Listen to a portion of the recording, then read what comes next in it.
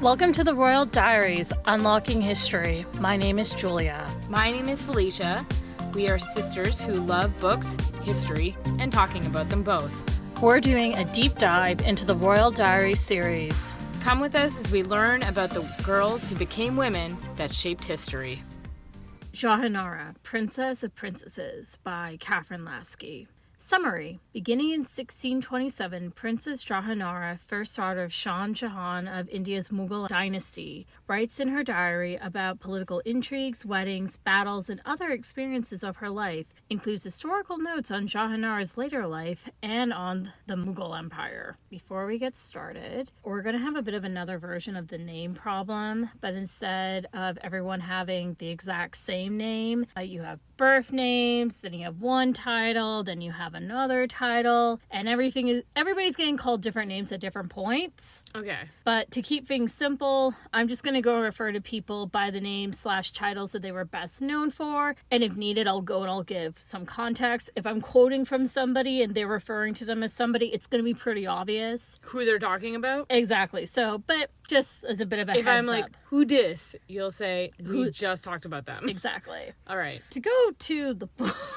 So this book actually gets a chunk of the history wrong, and from what I can recall, has the most fudging. Let's use the words fudging with historical people. I don't think it's a stretch to go and say that these books have their problematic elements. But that's so easy to lay on everything, right? Yeah, but at the same time, though, this book is probably the closest to the most, big P problematic book that we've had, and I think for more than one reason. But I don't want to go and make this whole episode about the good, the bad, and the ugly with this book. I'd rather go and focus on the history, but I think we'd be a bit remiss if we did not do at least a little bit of due diligence or have some discussion about how this book navigates certain topics, religion, women, a bunch of other different things. But before we go and get into all of the history and stuff and all of that, what did you think about this book? So I do remember that I read this one when it came out. Mm-hmm. I was still in the phase of I was collecting and reading the books. I didn't just transition to pure collection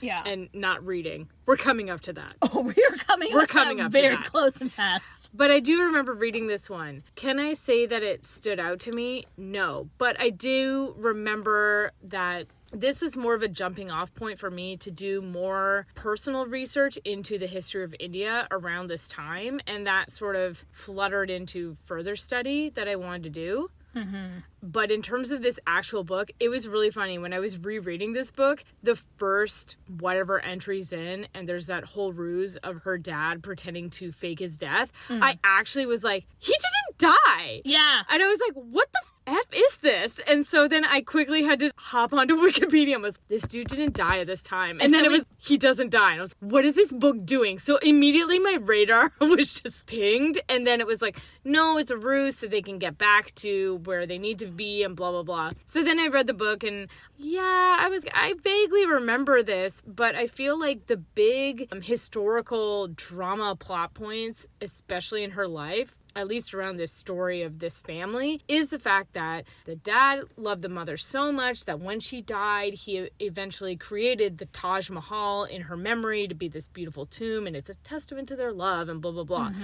And that's totally just sort of at the very, very, very end-ish, not even touched on. And so you're sort of gearing up to that sort of point in terms of her story in general. It was fine. I just felt like this time I was more cognizant of what the heck is she wearing a miniature of Elizabeth I around her neck for and being my heroine. When I grow up, I want to be like Elizabeth I. And I'm thinking, your maternal aunt who's been cast as the villainess in this story. In your words, the female Jafar. The female Jafar in this book, actually, because she's alluded to as being a snake and stuff. So I'm just like, are you kidding me? She actually would be a peak role model person if you were, I want to be a ruler.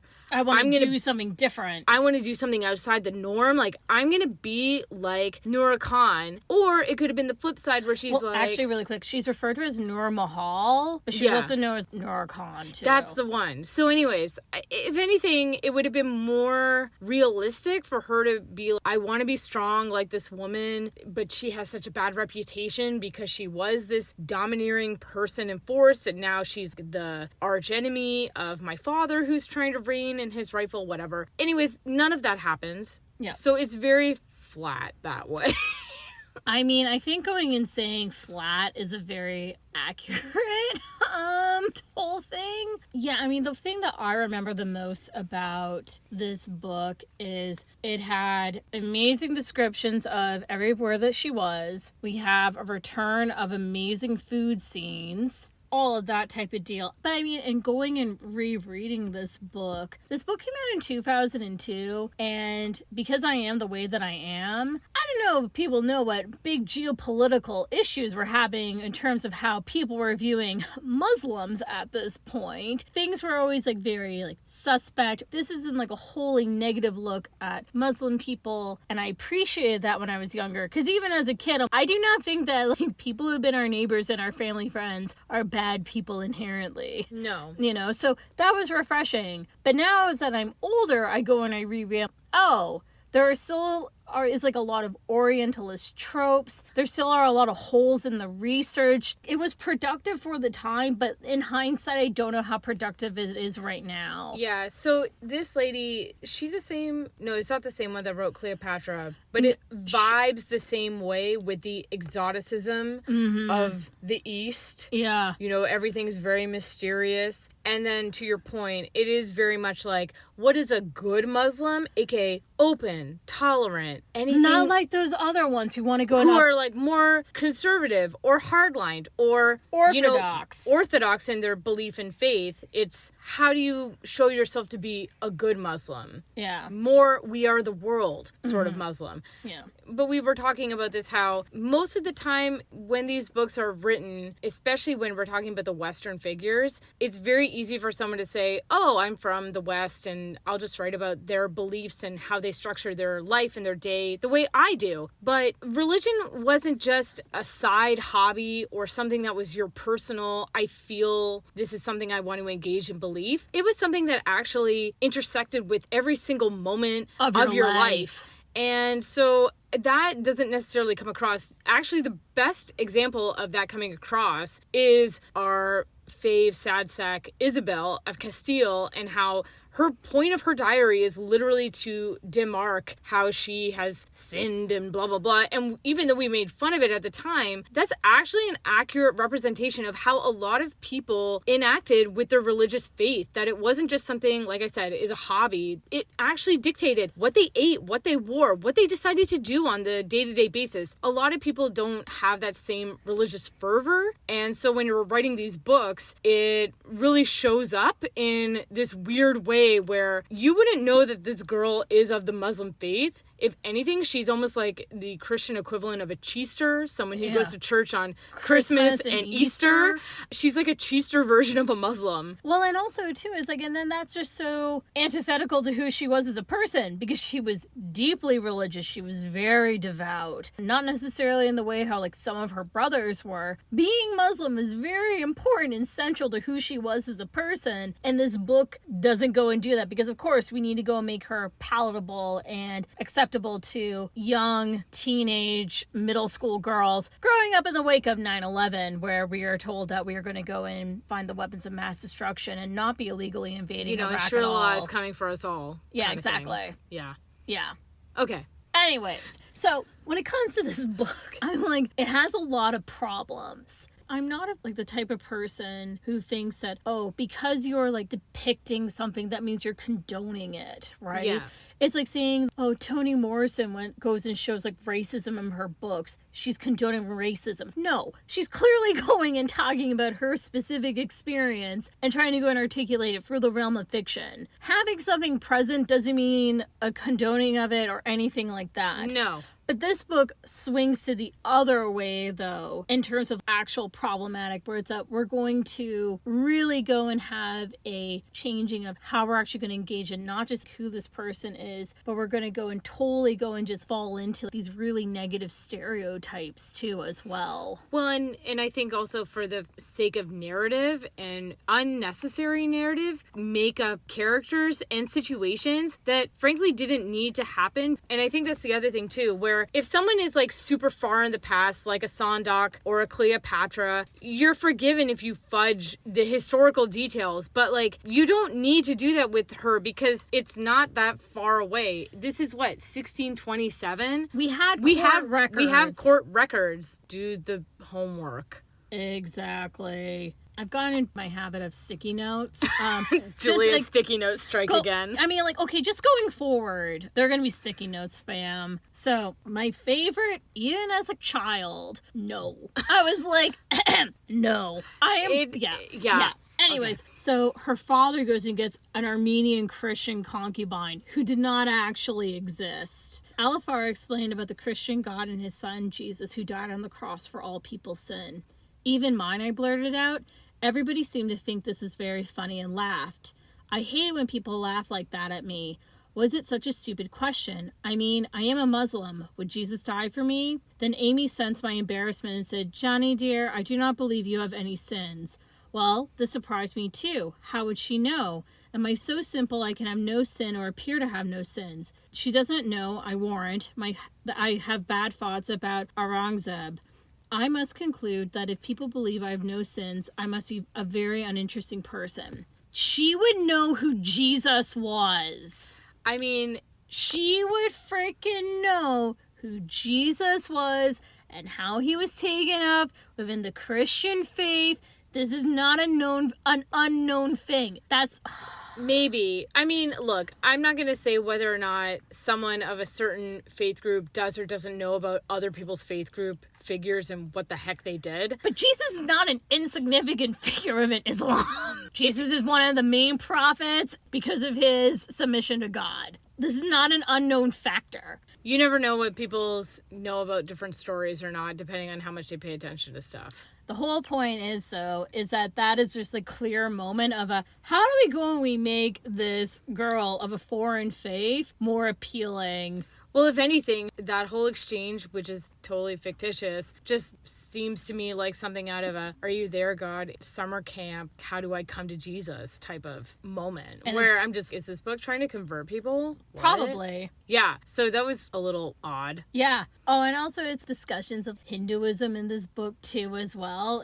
So we're not going to have any sort of nuance or discussion or going to any sort of... They're Muslim, but apart from her complaining about having to participate in Ramadan without actually explaining why it's significant. The significance of it and what the meaning is behind it, which pretty sure they would have explained that to her. Yes. So she wouldn't be, I don't understand why we have to fast. I'm like, what? Yeah. That negates the whole purpose of fasting if you don't know why you're fasting. Mm-hmm. There is more time given to explaining about the different stories or at least the meanings behind Hinduism or Christianity than there is about Islam. Yep. I genuinely would have no clue about anything about Islam from this book, except for it turns you into a grouchy man baby. Yeah. Which is her brother. Yeah. And part of me is, man, what a missed opportunity. You could have talked about the pillars. You have Ramadan. We're not going to go and talk like major in depth about what happens at 2 different types of Eids.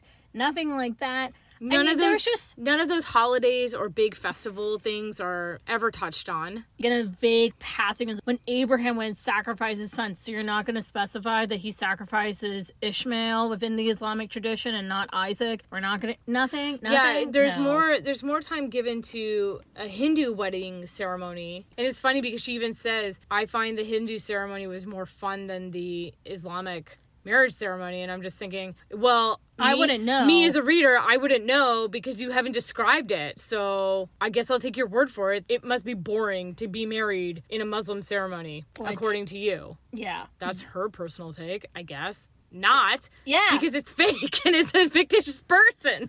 Ugh. Here's the thing, like, we could keep on going on and on about this book. Yeah, can we get to real stuff now? This book was disappointing. It had so much potential. It went flatter than a balloon. Yeah, got and there, the air let out of it. and like in random times to do the jump forward, she would just. I can't look at my diary. I can't look at my diary right now. I'm too upset. I was like, someone's been reading it. I guess I won't write for a year. Okay, well, what's changed in a year that makes you think you can write now? Exactly. Like, get out of here. Catherine Lasky really started strong. The Elizabeth book was well done. Well, she set the tone for the whole book series. And then the Mary Queen of Scots one was also like... It was on the cusp. It was like, okay.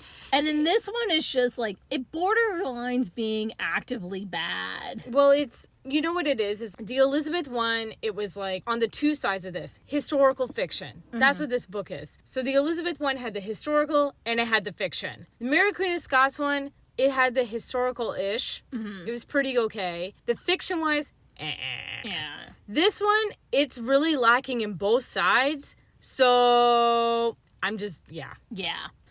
Ugh. All right. But let's go and get to it. Yay. So we are returning to the wheel. What? Shout out to the Marie Antoinette episode. All right. Oh, wow. So much enthusiasm right now. Anyways, but this is partially because developing an organizing principle always sucks. But also, we know like some things about like this woman as a person. Sometimes it's more interesting to go and talk about the stuff around this person that really shaped them. Because here's the thing, she didn't leave behind a prolific amount of personal documents. She was not the subject of a major amount of court gossip or even much public gossip. She wasn't a scandalous figure. Wamp wamp. At least like from what I can see. She never married and she couldn't get married, let's be real. And so that the two main ways that women are remembered, usually within history, was either who did she get married to or what did she rule? Like those are the two equations. Or who did she give birth to? Or who did she give birth to? Those aren't factors for her because she never ruled, she never got married, she never had children. Yeah. Okay. How do we talk about her then? Exactly. I literally made a wheel. Oh my gosh. So Julia literally made a picker wheel so I can spin the wheel and figure out what are we going to talk about. First. Oh my gosh. So the categories are, wait for it, architecture, her siblings, the empire, religion, and her parents. Okay. Spin, spin, spin. I don't know if you want to go and do the... yeah, that type of thing.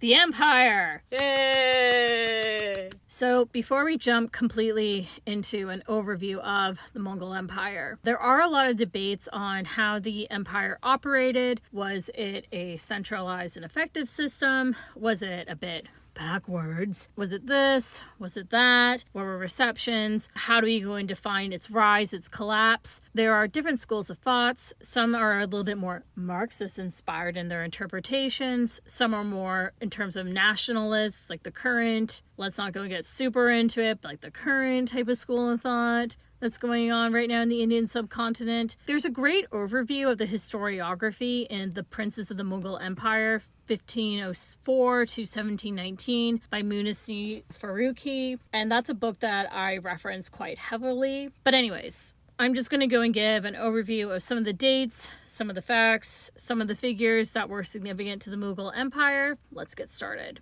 Descending from the Iranian house of Timur, Zahir al-Din Muhammad Babur, better known today simply as Babur, reigned from 1526 to 1530, and he is considered to be the founder of the Mughal Empire. Babur was a Central Asian ruler who was descended on his dad's side from Timur, who was a Turco-Mongol conqueror who founded the Timurid Empire, and on his mom's side, he was descended from Genghis Khan. Ah. So this guy has like pretty great pedigree. He's not some random. But the main question is, so how do we get a guy from Central Asia and how does he end up in South Asia? He got lost. So Babur ascended the throne Fergana in its capital Aksakent in 1494 at the age of 12. I know, right? And immediately he had a lot of problems on his hands. Well, you're 12 years old. Leave him alone. Exactly. But problems with various rebellions, people being like, dude, like, we don't need to listen to a 12-year-old. Legit. Yeah. He conquered Samarkand 2 years later, though. So he's 14. He's going into high school, and he's already taken over people. But he only lost Fergana very soon after. So he's like, I won! But you lost your original thing. Crap. Yeah. So in his attempt to reconquer Fergana back, he lost control of Samarkand. So that pretty much left him with little money and nothing to rule. Whamp, whamp. So he turned his attentions to Kabul. Yes, that is Kabul, Afghanistan, where his uncle ruled but had recently died, leaving only an infant in charge, aka a bunch of ministers were chomping at the bit to go and take over. So Babur swooped in and settled in Kabul for the next 20 or so years. Okay. And in that time, he is modernizing the crap out of his army. He was also having a certain amount of conflict with other Uzbeks because he comes down from what's now like modern day Uzbekistan. He's still having conflict with his former relatives up there. And during this time, he recognized his ambition of wanting to expand Timur's original empire / take over the Punjab. Fair enough. So in 1526, Babur defeated the last ruler of the Lodi dynasty in a battle at Panipat, which is about 90 kilometers north of Delhi. The Lodis were one of the many short-lived Islamic houses that had ruled over much of the Indian subcontinent since the Islamic conquest of this area in 1192. So Babur and his successors, who continued to rule North India until 1858, were known as the Mughals, a term that Babur would not really have liked, for originally it had pejorative connotations. Yeah, probably like the Mongols, like it's a slap back to his maternal side with Genghis Khan. Well, and also it's like, here's the thing, on one hand, like Genghis Khan did go and have a massive empire like no one before or since, but there were a lot of negative connotations with it. Yeah. Yeah. The thing is that there another name for the empire, which is actually the name that was given quite colloquially, was Hindustan. Sometimes when I'm quoting people too in this, they go and they say Hindustan instead of the Mughal Empire. That's what it is. Do they ever say the Punjab? No. Oh, I just remember it's like, take over the Punjab. That's all I know. Everybody wants to go and take over the Punjab because it is a land of riches and it's gorgeous. But anyway, so he takes over, but he's only ruling for like a very short period of time. So, but following Babur was Humayun, who greatly expanded the empire again, but was also like his dad in that he had to retreat and come back a couple of times. In turn, he was succeeded by Akbar. I know this guy. How do we know this guy? Because of the best Bollywood historical romance ever. Jahanara Akbar! Jahanara Akbar! It's so good. Don't even. Seriously, spend the 17 hours, it's not that long, of your life to watch at least the movie. It is so good. It's a great film. A great film. I'm just saying, if you have a rainy day Saturday afternoon, just watch it. Watch it. It's good. All right, but anyway, so Akbar's reign was a turning point for the empire. He continued its expansion, but also encouraged unity amongst his people. He abolished sectarian taxes on non-Muslims, educational institutes were open to anyone of any faith, a library exclusively for women was built, and he made it possible for non-Muslims to gain favor and positions within the government. Also, I still think my favorite thing about Akbar was that we now know that he was so dyslexic, he really could not read or write. But his challenges with literacy didn't stop him from loving and patronizing literature and the arts. And he had an absolutely massive collection of scrolls and books of all these different languages. I just really love that about him, because I think some people who would be like, I can't do it. It has no value. Yeah, I can't participate, so no one else can. And he didn't have that attitude, and you know what? Good for him. I appreciate that. It's a very healthy attitude. Yeah. Anyways, so aside from that, we're going to go and get into more of the particulars about Shah Jahan's reign in the parent section and a little bit in the sibling section. He succeeded his father, Jahangir, and who had succeeded Akbar. And he basically achieved what Akbar was shooting for, which was the golden age stage in the Mughal Empire. Not just because of expansion, but because of his patronage of arts, culture, and architecture. But the empire really, though, got to its greatest extent under Aurangzeb, and the empire stretched from present-day Pakistan to present-day Bangladesh, north until Kashmir, and south until like under Goa. Wow. It's absolutely massive. It was over 4 million square kilometers with tens of millions of people, 150 million people at its height, with hundreds of ethnic groups and religions. And unlike other empires, there was not like a complete assimilationist policy. It's a little shaky depending on who was in charge, but the emphasis on expanding the economy, trade, and modernizing the empire was central to pretty much everybody's agenda. Again, we're going to go and talk a little bit more about Shah Jahan and Aurangzeb's reigns a bit more specifically. So let's go and just like jump ahead to the collapse. So the empire, like any power, had its periods of conflict, expansion, but that such a massive and powerful empire basically imploded within a couple of decades is pretty mind-blowing at the same time. I mean, it feels like the industrialist and their booms and the big tycoon and I make all of this money. And then by the time it gets to the grandson, it just like, what happened? It has a similar type of vibe where within 4 generations, well, 5 generations technically, everybody goes and forgets about, I already forgot, but I was like, Haman, whatever the frick his name was. I just said his name. I forgot it. That's the peak of it. We have a couple more generations where things are okay, and then it really quickly. What happened? Exactly. So at this point, historians have accepted that the Mughal Empire proper, it ended with Muhammad Shah and the sacking of Delhi in 1739. He came to the throne in 1719, so that was seen as like the beginning of the end. But that sacking saw massive deaths, the royal coffers were emptied, and the peacock throne was taken to Persia. This massive blow, along with the encroaching East India Company, saw the end of the empire proper as it started to go and get folded into British control, and it had the kaputs when Queen Victoria was crowned Empress of India. Yeah, if you need to reference, go back to our Queen Victoria episode and hear all about how she got her famous Kohinoor diamond, which is featured in this book. If you want to learn the fate of it. Yeah. Back reference to that episode. The Mughal Empire was incredibly successful for a long time. The problem is that towards the end, cash flow started to go down. They started getting more fractured in terms of the military, and they couldn't go and compete with, it was a big banks thing too as well. In the end, it's not just because there was a crippling military defeat, but also literally the way how their economy was able to go and function was deeply impacted by the British Empire coming in, along with their collaboration with different factions, basically went and caused a massive economic freeze and collapse. And if you don't have any money, you can't go and pay for your army, so then you can't freaking go and defend yourself, and then the cycle goes and continues. They didn't have any money because... Pretty much the combination of changes in the way how the taxes were working. You're a factory owner and you are getting cotton in. Are you going to go and sell your money to the crown for not as much money? Or are you going to go and sell it to the Europeans?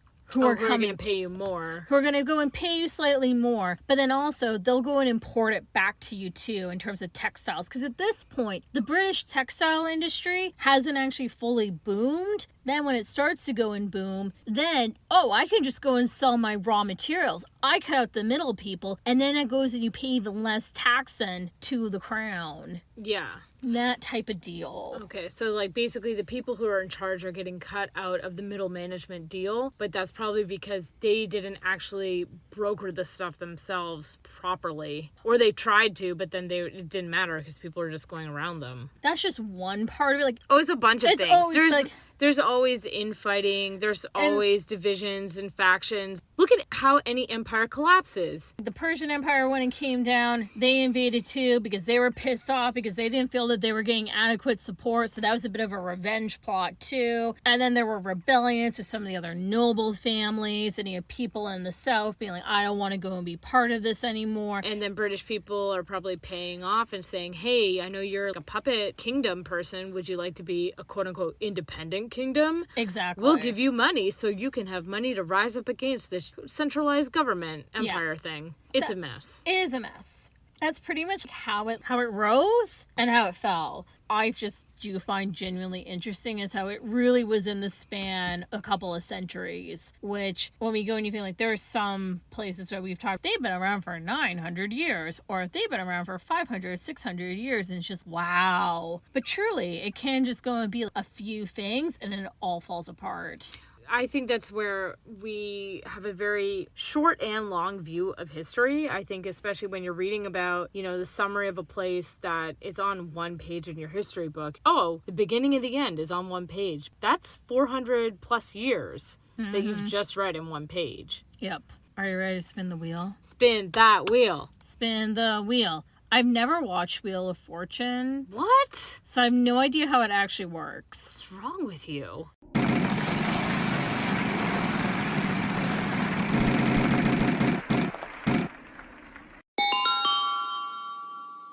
Parents. Yes. Let me tell you about this one true Bollywood love story. Oh my God. That should have been addressed in a different way in this book. So, Jahanara's parents were Ajamand Banu Begum, better known as Taj Mahal, the exalted one of the palace, and Shah-ud-Din Muhammad Khurram, better known as Shah Jahan, king of the world. Can you imagine this on a license plate? The exalted one and the king of the world. I mean, you know what? I love the energy. I know it's very much like that dress for the job that you want, not the job that you have. Exactly, and they freaking did it.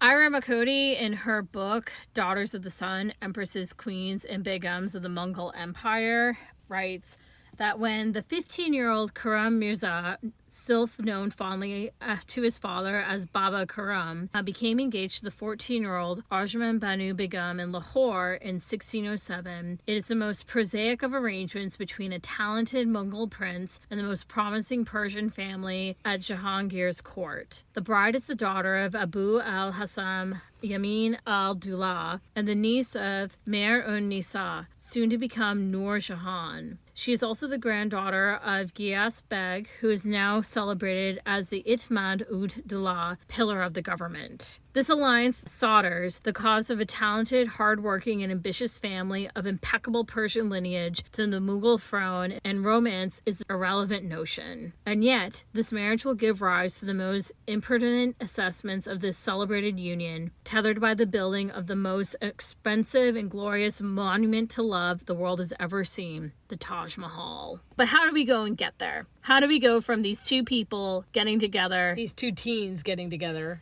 Yeah, and it was supposed to be a political marriage, ended up being very much a love match. Here's the thing. Shah Jahan, he was the one who emerged victorious in the power struggle that developed after Jahangir's death and assumed the Mughal throne in 1628. His 30-year reign is dominated by an outward sense of propriety, stability, unmatched even during Akbar's rule. At the same time, almost every aspect of courtly culture became increasingly formalized. Shah Jahan was portrayed as an aloof, ideal king. Official histories thus present him as a just leader and a staunch upholder of Orthodox Islam, but they gave little insight into the emperor's personal thoughts. Yet, Shah Jahan's unreserved preference for Dara-Shikoh, his eldest son, an eclectic mystic thinker, suggests other aspects of this ruler's character never alluded to in court histories. The painted image of Shah Jahan parallels the literary one. The emperor is portrayed in an idealized manner. While he ages over time, his features remain flawless. His inner character is never revealed. Rather, his role is semi-divine king of the world. A play on his name is the focus of each portrait. His face is always surrounded by a halo, as in the late representation of Jahangir. In some of these illustrations, the metaphoric nature of the king's semi-divine and just quality is taken so far as to show small angels above his head, often crowning him, while at his feet are the lion and the lamb of peace. Here's the thing about him, is that he was the third son. There was always squabbling over who was actually going to be in charge. But once he took charge, he was very conscientious of the image that he was portraying. So we can view his rise as a mark of Jahangir's effort to shift the Mughals towards a system of quasi-designated succession. Between 1607 and 1621, the prince received every conceivable honor. None perhaps is more important than the open acknowledgement that he was the emperor's preferred choice to succeed the throne. Enabling his rise were his high-profile military appointments and military successes throughout the 1610s. Jahangir himself never led military campaigns as emperor, preferring that Khurram, so that was his name when he was still a prince, and others do so in his stead. Khurram also enjoyed a close alliance with his influential stepmother, Nur Jahan, who had married Jahangir in 1611. Khurram took Nur Jahan's niece, Arjamand Banu Begum, better known as Taj Mahal, in marriage in 1612, and from that point on, with one notable exception, 1619, she was the only woman to have children with him. So, here's the thing with Jahanara's father. He was the third son, but he was also the favored son. Everyone liked him. He was the golden boy. He was. And for very good reasons, too. It wasn't we really like him, but he's incompetent. He was very competent. He really did cast this long shadow within her life, but not as much as her mom. But in contrast to her father, who, even though he is a bit of a mystery who he was as a person, we know of him. We know what he did. We knew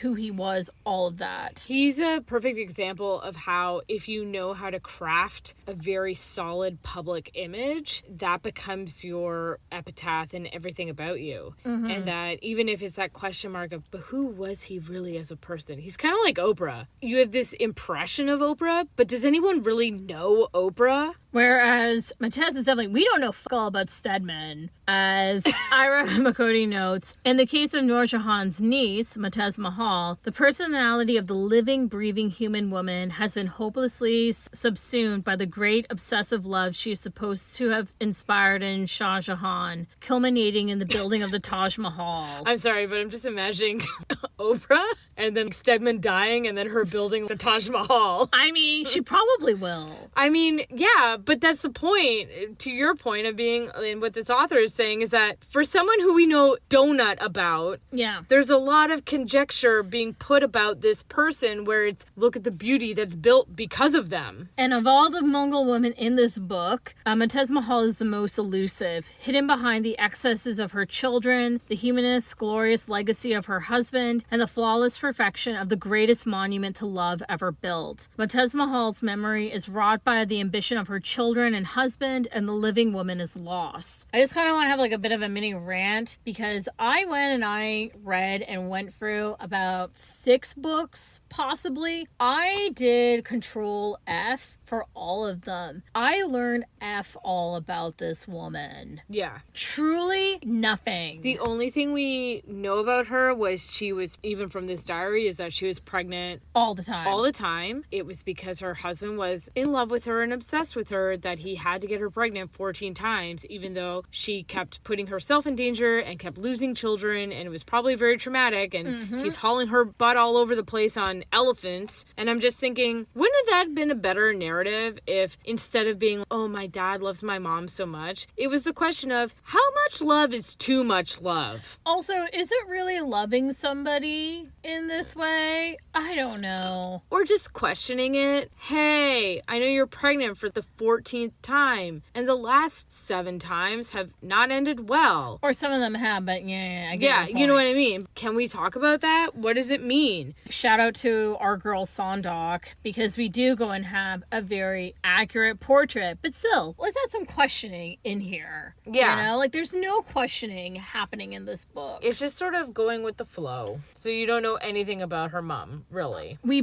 don't know that much about her. Here's the thing, is that he loved her. He did go and rely on her quite a bit. She had access to the Imperial Seal, which was a big deal. Mm-hmm. But she is somebody who, even more so than her children, is defined by just her relationships with other people. We don't know anything about her. She left no legacy outside of what other people did to memorialize her. That's so Yeah. kind of like Diana. Yeah. And upon her death in 1631, Jahanara, who was age 17, she took the place of her mother as First Lady of the Empire, the Pradesh Begum, despite her father having 3 other wives.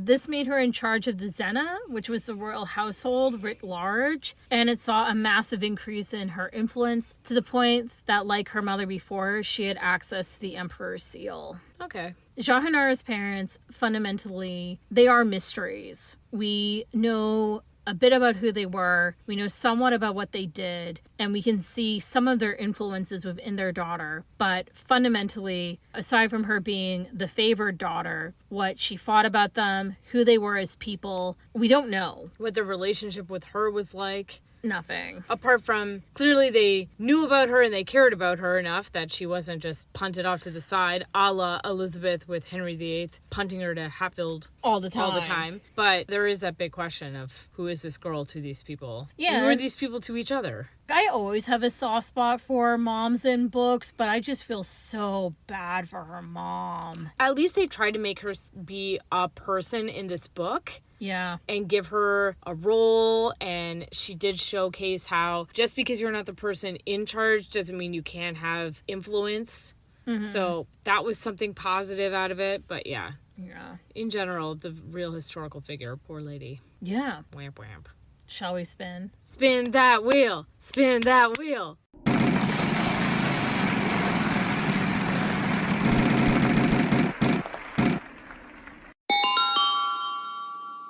Architecture.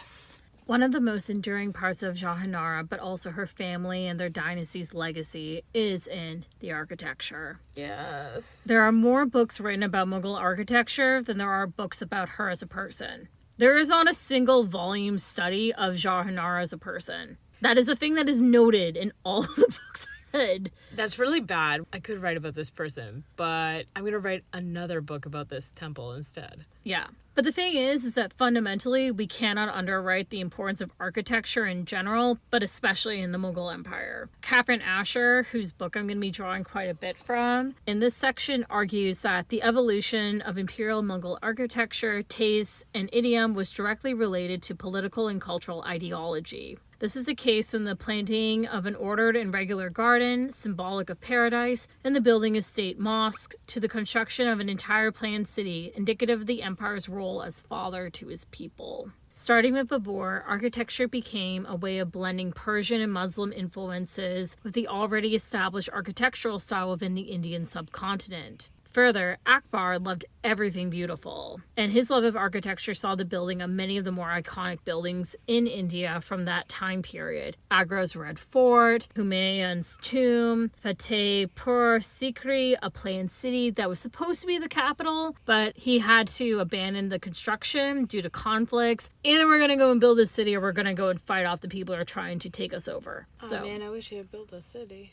He built quite a bit of it though. Good. So you can still go and see it. And the tomb of Selim Christie, a significant religious figure. His successor, Jahangir, similarly completed several large projects, but none were as ambitious as Shah Jahan. Best known for his construction of the Taj Mahal, Shah Jahan was the greatest patron of Mughal architecture. The sums expended on his tombs, palaces, hunting pavilions, and gardens, and entire planned cities is extraordinary even by modern standards. Just as the literary and painted image of Shah Jahan became increasingly ceremonial and formal, so his architecture, much of it meant to serve as an imperial setting, assumed an air of formality unprecedented in earlier Mughal structures. The use of white marble inlaid with stones, noted during the later portion of Jahangir's reign, characterizes much of Shah Jahan's architectural production. His buildings appear increasingly refined, establishing a style that became an Indian classic. In contrast to his predecessors, Shah Jahan was interested in lighter, airier, more ornate buildings. He tore out pretty much everything within the Agra fort and had everything remade in white marble with new column styles, higher domes, and even more inlays. He recognized, too, that he could use architecture in creating his own sort of iconography. For example, the central pavilion in the platform that was his sleeping quarters, known today as the Taj Mahal, but in contemporary texts as the Aramgah, or place of rest, was flanked on either side by two almost identical rectangular pavilions within screened enclosures. From the north one, Shah Jahan presented himself to the public outside the fort on the terrain below. This pavilion was surrounded by curved sloping eaves and a bungalow roof that was gilded. Shah Jahan's official chronicler, Lahori, notes that when the emperor presented himself to his subjects under this gilt roof, it appeared as if there were two suns. One was light from the morning sun reflected on the roof of this pavilion. The other, he remarks, was the emperor himself. Light reflected from the gold roof appeared to crown the king with a halo of a sort, often depicted in contemporary paintings and described in literature. So this guy really was about image making. 100%. So I do appreciate, though, the beauty of the architecture, or at least talking about it, where she's designing her own little sleeping area with what kind of stones do you want and blah, blah, blah. And it's just beautiful to imagine, but I can't, if you were to see it in real life, you'd probably just be blown away by it. Two things. One, that does remind me about how she has daffodils sewn into one of her pants, and daffodils are my favorite flowers. I noticed that. Julia would love a pair of those jeweled daffodil pants. I would love a pair of jeweled daffodil pants. But number two, I mean, that was one of the things where, not to go and flex, but when we were in Granada and we got to go to the Alhambra, we went to the Great Mosque of Cordoba, and we got to go and see all the Muslim architecture is still there, thank God. And it's just, that is low scale. Oh, we just went and we recycled a bunch of stuff. If this is you recycling. Yeah, can you imagine when they're trying from scratch? But I think that's something too, that sort of tight constrained box of, if I can't show images, but I can show depictions of script and words and a bunch of other things. It's almost like how Vine was only 6 seconds long, and in that 6 seconds you were to be really creative. And so there's real creativity that shows up here. But the point is, though, what does all this talk about architecture have to do with Jahanara, though? So as early as 637, Shah Jahan expressed his dissatisfaction with Agra's terrain. So he's torn out the Red Fort. He's been doing all this type of work. Makeover. And he expressed his dissatisfaction, hence with its suitability with the imperial capital. Nevertheless, he and his favorite daughter, Jahanara, tried to improve the city. So they collaborated together. During this time, she also advocated for a new mosque to be built according to designs that they had worked on together. Jahanara's interest in architecture and her ability to contribute was not a new phenomenon, though, within the empire. Nur Jahan, so her maternal great aunt, Yes. She had an impressive architectural output during Jahangir's reign, and that might have motivated the leading ladies of Shah Jahan's court to endow many of the major buildings within the cities, and the foremost was Jahanara. Although not an architectural patron of Nur Jahan's innovative stature, Jahanara provided many notable buildings. Among these were the Jamik Mosque in Agra and her saray and garden known as the Sahibabad, which were discussed early in their urban context. But these, however, were not the only buildings that she constructed. Deeply religious, Jahanara wrote a biography of the Christian saint Muk and Aldin and reputedly gave large sums to his Dogra and Jamir. She also added the white marble pillared porch before the entrance of his tomb in the same place. Today it is known as the Begumi Dalan, derived from her name, Begum Sahib. Jahanara's devotion to the saints of the Christian order is well known and even recorded on her simple white marble tombstone, situated approximately to Nizam al-Din's own tomb in Delhi. Less well known is her admiration of Mullah Shah Bakhtakshi of the Qadiri order and her subsequent initiation into the order. The princess built a mosque for the mullah and spacious dwellings for the poor beneath Akbar Srinagar's fort on the Hari Parbet hill. Jahanara had an incredible amount of personal wealth that she spent as a patron to villagers, artists, in completing these building projects. Along with these mosques and the additional spaces for the poor to go and reside without impunity were several luxurious gardens, both for pleasure but also for deep reflection. While we have little of her own personal writings, who she was as a person, her values, her beliefs, and her influences are clearly carved out for all to see within her buildings. Yeah, so she cared about taking care of the poor, letting the poor have a nice place to be, communal spaces. She cared about green spaces. She cared about religious spaces. So clearly these are things that she is of value. But that's the other thing too. That's sort of following in the line of how many royal women they're patronizing of different arts and cultural things. That is a form of self-expression where they might not have a law or a decree put out, but they're deciding this is the kind of outfit I want to wear, or this is the type of building I want to make, or this is the type of food we're going to eat. That has such huge impact that actually, in my estimation, we probably feel the ripples of more so than some stupid dude man's random law that was overturned 100 years after, or the next reign later. Yeah, truly, like when I said like she had an incredible amount of personal wealth. You know how her mom got so much money? Well, her mom didn't spend all of that money. And when she died, Jahanara got half of her mom's wealth and then the rest was divided up amongst the rest of her siblings. I just can't get over how they give each other precious jewels. I think I'm just going to get a beautiful semi-flawed pearl, or I think I'm just going to get a giant emerald. And I'm just thinking, where do you get this from? Rich people live in a way that we do not live in. I would like to go to the emerald store. The whole point is, though, Jahanara is participating in a larger legacy within her family. When we go and we think of the Mughal Empire, quite often it is less about, to your point, the laws that they wrote or the food that they ate or the places where they expanded to. It's in the buildings that they left behind. With a growing sense of taste, which was an amalgamation of both what was at that point the contemporary Indian architectural style, the Islamic and Persian influences they brought. They went and they created a style that was uniquely their own. Jahanara's contributions cannot be underwritten. The gleaming domes of the mosque that she went and she had constructed, the pleasure gardens that people still walk through today, cannot go and be understated. And that even though we cannot really go and know who she was as a person, we indelibly go and understand her presence whenever we are able to go and witness these spaces. I just want to say that I wrote that, and I think that was beautiful. Get out of here. Spin that wheel!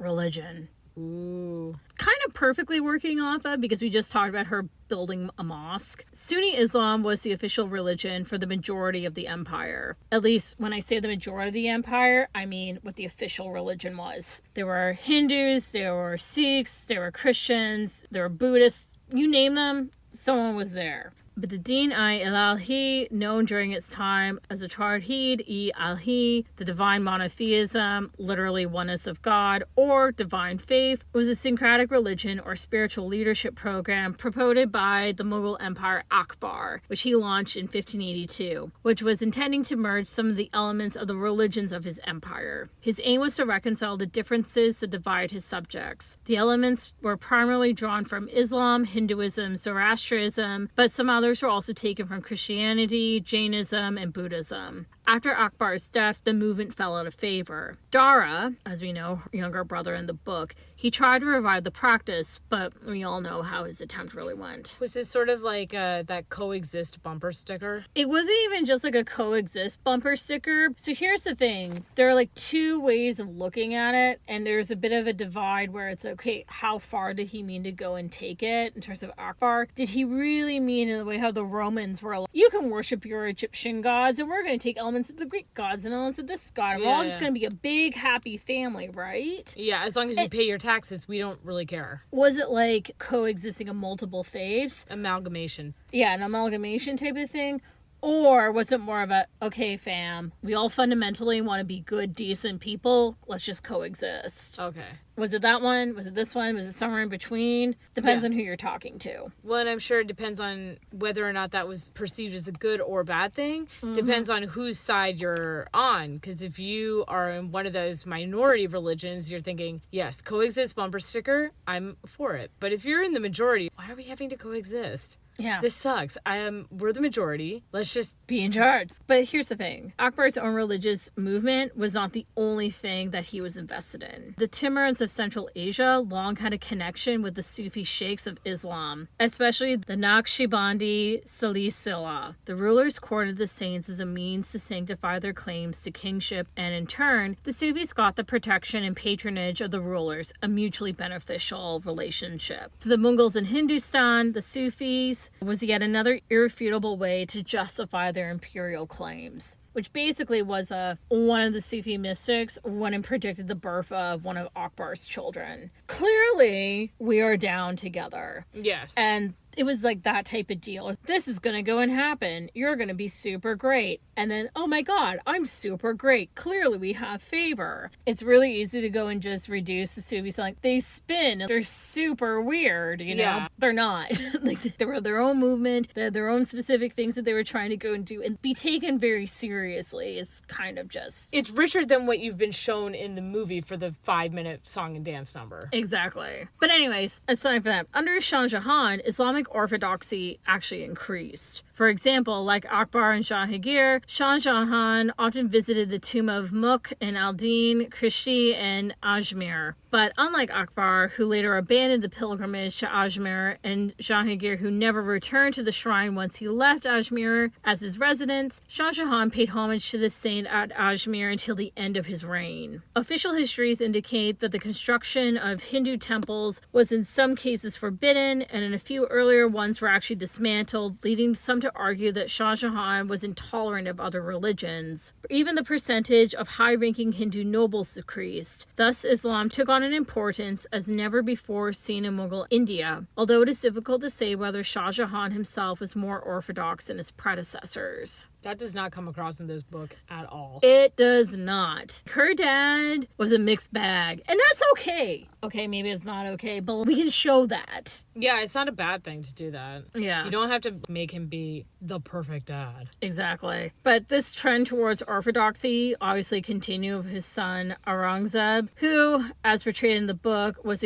incredibly devout and held orthodox beliefs. Who literally is one step away from being the CNN, your local terrorist. I was about to go and say, talk to me about what he's like in this book, briefly. So in the book, what happens is her two younger brothers, Dara and Aurangzeb, are kidnapped and held hostage by the former empress, i.e. her maternal great aunt, Nur Jahan. And known as Nur Mahal in this book. Yeah. And basically both brothers are then returned to the family, but this is after a couple of years in basically kidnapped captivity. And Dara bounces back a lot quicker. Mm-hmm. But the other brother, his response is clearly suffering from some sort of PTSD from the whole situation, but he's very guarded. And then he becomes increasingly religious and a little bit more fanatical about it. Rigid. But if anything, it almost seems like a trauma response to a situation outside of your control, especially as a child. If he were to have developed OCD and become very particular about, no, I have to do it a certain way because if I don't do it a certain way, bad things happen. That's the same sort of mentality that comes in with people who end up becoming hyper religious. Yeah. In my opinion, at least that's what I've seen. And it is one of those things where instead of it being a question of what else is going on here or blah, blah, blah, she's just very, why is he such a stick in the mud? He's the worst. Yeah. And, you know, instead of thinking he was being held captive by a person who I refer to as a snake, what's wrong with him. I think someone would rebuttal with, well, she's not that old. How is she supposed to know? Then as a writer, you're supposed to go and infer information for the reader that the character may not necessarily go and recognize. That's how writing works. Yeah, that's true. Maybe she doesn't think to ask those questions to her brother or say, hey, how you doing? I noticed that things have been a little rough since you've come back into the fold. But I think as well, he just ends up becoming this very flat note, bitter proto-villain in the making. Yeah. Which, you know, then if you go on to read more about what happens in the family history, you just think, well, yeah, then he becomes the bad guy instead of wondering, but was he necessarily the bad guy? Mm-hmm. You know, in his mind, he probably wasn't. He was just doing what he needed to do to try to keep things in control. Yeah. And not let it spiral out. We're going to go and get more into him in the sibling section in terms of like how did he get into power. Yeah, but her general reaction to him actually wanting to just observe things in their religion, which initially they don't seem that religious. They don't seem that religious or out of the ordinary. And then there's always that flex of, is it religion? Is it misogyny? Maybe it's both. Yeah. Yeah. Ugh. Anyways. Her brother, though, when he's in charge, he actually went and reestablished taxes on non-Muslims. He made Islamic jurisprudence the norm. Not that it wasn't already the norm, but it was more about instead of having like a little bit of wiggle room. It was like we follow Muslim law and Muslim courts. Exactly. Deal with it. Yeah. And he took whatever opportunity he had to persecute and marginalize non-Muslims. All right. So then he does turn into them. Yeah. And he also was not a fan of Sufism, despite being taught within the tradition. The thing about her brothers, and on one hand, he did a lot for the empire, but he also was a shit. I feel like he's a very meat and potatoes kind of guy. What if we add a little bit of spice to this? He's no. Yeah. We're going to talk about a big irony with him in the sibling section, but he's very much somebody where he's just going to go blast ahead, do it exactly the way he wanted to go and happen. He had very firm ideas of how things were supposed to go and be. So basically turning like a hardline evangelical.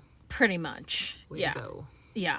In terms of our girl, though, it seems that especially after her mother's death and then after Dara's execution, so her favorite brother, that she took a certain type of solace in Sufism itself. She went up to Kashmir and she spent 6 months in contemplation of the Qadiriya order under Mullah Shah Bakhtakshi. And Mullah Shah was an austere sheikh who had reached enlightenment through extreme breathing exercises, night vigils, fasts, and introspection.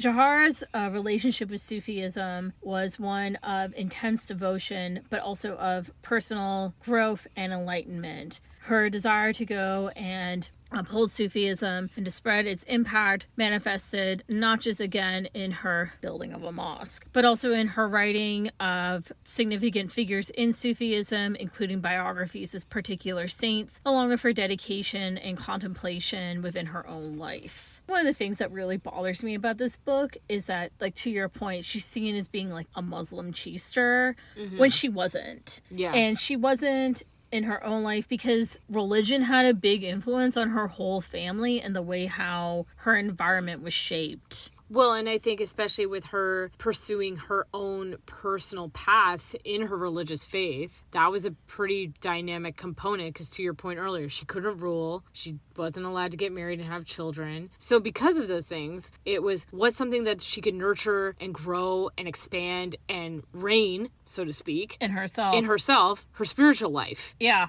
Which does not come across here at all. Exactly. What a horrible missed opportunity. I could have learned about Sufism with this book. Yeah. There are some people where it's like there's a big debate, like how devout was Marie Antoinette, for example. She was actually pretty devout in her Catholicism, but that's not considered to be like a major part of her identity. Yeah, but for Jahanara, it was. Of the few things that we know about this woman for sure, she loved her faith. It was very important to her. The final spin.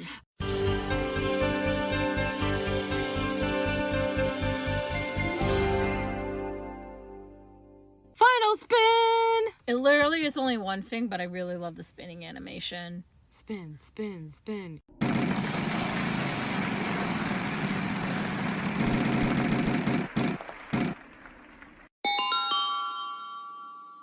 Jeez, it's the last category. I can't believe it.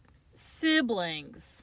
Save the best for last. All the drama. All the drama. Jahanara was one of 14 children, and she was the eldest surviving overall. Remember how we went through the list? Yeah. We're gonna go through the list. Oh my god. So, her Nisa Begum was the firstborn in 1613 and died in 1616. She died of smallpox. Jahanara, who was known as the Padshah Begum at this point, she was born on the 23rd of March, 1614, and she died on the 16th of September, 1681. And she was, of course, as we know, our heroine. She was the favorite and most influential daughter, and she was the first lady in the Mughal Empire after her mother's death, despite that her father had 3 other consorts. She died unmarried. Dara Shikoh. So he was born on March 20th, 1615. He was killed on the 30th of August, 1659. Who killed him? He was the eldest son and heir apparent. He was favored as a successor by his father, Shah Jahan, and his elder sister, Princess Jahanara Begum, but was defeated and later killed by his younger brother, Prince Muhaddin, later Emperor Aurangzeb, in a bitter struggle for the imperial throne. That's why you gotta kill those younger siblings, y'all. Wow, thanks. He had married and he did have issue. Yeah, he had issues, all right.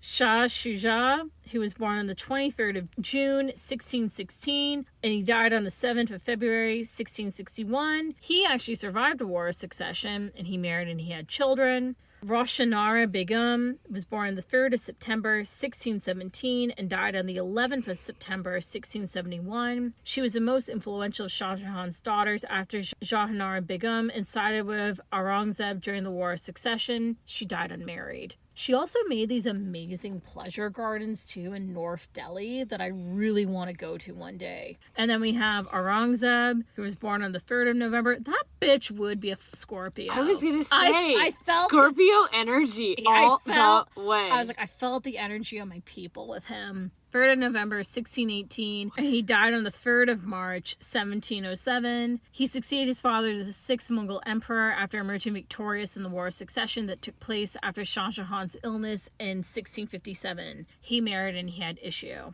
Azad Bakshish was born in 18th of December, 1619, and died in February or March of 1621, died in infancy. Soraya Banu Begum, born on the 10th of June, 1621, died on the 28th of April, 1628, died of smallpox. An unnamed son was born in 1622 and died soon after birth. Murad Bakshish, born on the 8th of October, 1624, executed on the 14th of December, 1661. Per Aurangzeb's order, he had married and he had issue. Lufti Allah was born on the 4th of November, 1626, and died on the 13th of May, 1628. Died at the age of 1.5 years, reasons unknown. Dulat Afsa was born on the 8th of May, 1628, and died on the 13th of May, 1629. Died in infancy. We don't know why. And then Hus Ara Begum was born on the 23rd of April, 1630, died in 1631 at an unknown date for unknown causes. And then... It's just getting sadder and sadder, man. And then Gawahar Ara Begum was born on the 17th of June, 1631, died at an unknown date in 1706, and her mother died while giving birth to her. She died unmarried.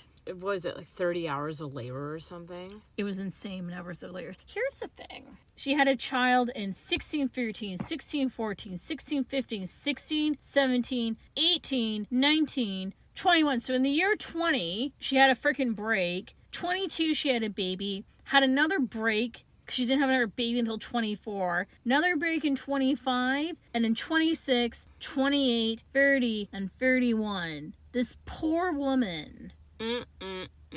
Also, I do think it's interesting how in the book, two things, my mom, lost the baby. No, she gave birth to these children, but they kept on dying. Yeah, that'd be a different situation as opposed to miscarriages, yeah. Which are horrific in their own, but to carry a child full to term, give birth, it's a live child, and then to have it die. Also, question, did you notice that someone was missing in this book from after hearing that list? Julia, that was such a long list of the Benny Hill clown car. I have no idea. Where is Shaw?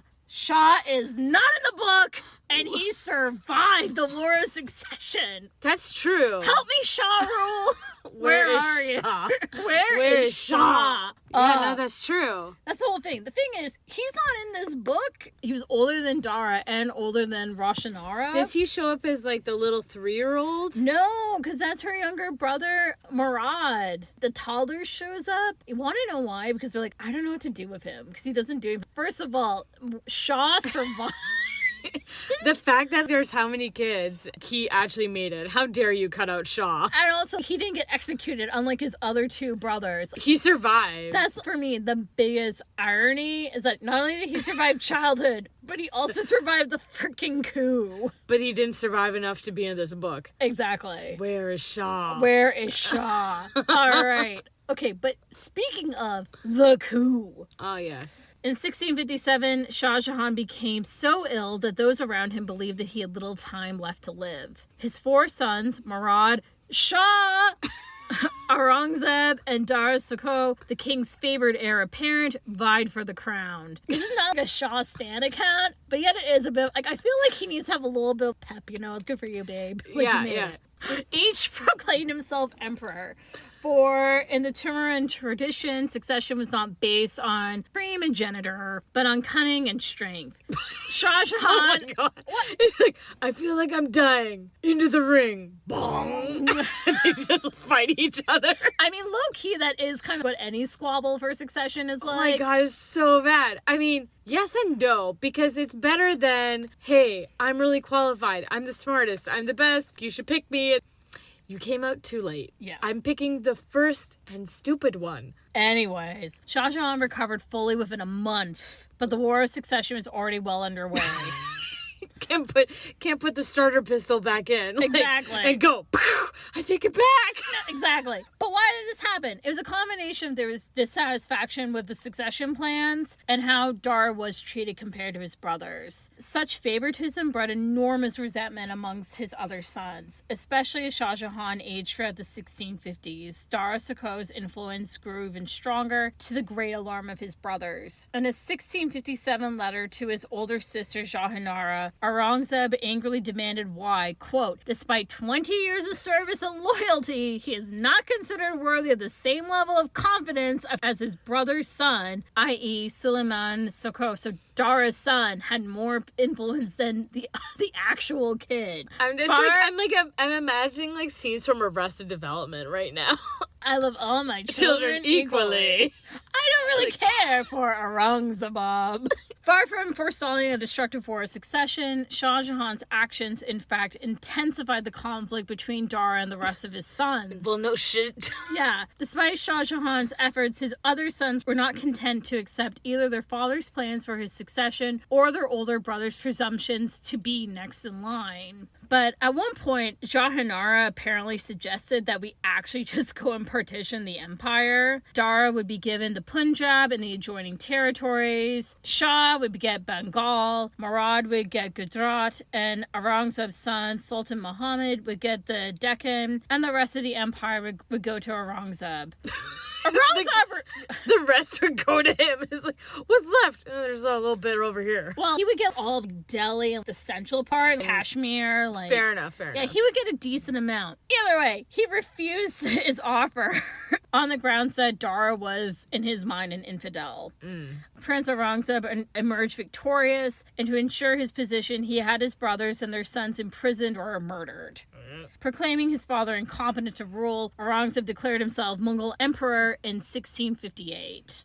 All right, then. Yeah. During this time, Jahanara had thrown her support behind her brother Dara, who was her favorite. She had written that he and I are one soul manifested in 2 forms, and we are one life in 2 bodies. Due to her supporting him and Aurangzeb being victorious, she lost her role as the Pradesh Begum to her sister Roshanara. And then on Aurangzeb's ascent to the throne, Jahanara joined her father in imprisonment at Agra Fort, where she devoted herself to his care until his death in 1666. She is forgiven by Aurangzeb after Shah Jahan's death. Probably because he realized, oh shit, the person who is probably making all these things happen was her. We're not exactly sure why he forgave her. Maybe he just saw her devotion to her faith or her building projects, that she never caused a fuss herself. She never pushed back against him. She wasn't scheming behind his back. But in the end, fundamentally, we don't really know. It was about like an 8-year period where she was out of favor. So she played nice for 8 years. Yeah, and she was taking care of her dad, and she got to be left alone and could do whatever she wanted. Which is peak in this time. Yeah, because like she's technically not at court. She's outside of it. She can do whatever the frick she wants, as long as she doesn't cause trouble. That's the peak place to be, let's be honest. Yeah. Jahanara did go and regain her position as a significant cultural force and was once again the Empress of Princesses, replacing her sister. And she lived the rest of her life within Delhi, writing a biography of Christie, and she died in 1681. So that was Jahanara and all the different things going around her and what shaped her. That's a lot of stuff that I don't think came across in this book. At all! When it comes to Jahanara, when I was reading about her, she didn't have as an egregious situation. Like with her mom, we know nothing about this woman aside from the children that she bore. Like we do have some information about her. But I think that she was in such an interesting time and location. You know, we don't have a lot of direct information about Sondak's childhood, but we were still able to make a very moving story and an understanding about who she is as a person and that push-pull between honor and family and different religious influences and cultural influences. The role of women. All that stuff came through successfully, and this book could have done that. But it didn't. But it didn't. If anything, I'm like, where's the recipe book? I know, right? I'm like, I just want to make the food. The hard thing about this book is that it is a lot of shiny veneer, but when you push against it, it kind of just starts to crumble a bit. Yeah. The exotic Orientalism sort of doesn't do enough lifting. Yeah. And Edward Said is like, told you. And also, where was Shah? Where was Shah? Help me, Shah Rule! Follow us for more research, fun facts, soundtracks, and aesthetic posts. You can find us on Facebook, Instagram, Tumblr, and Twitter at Royal Diaries Pod.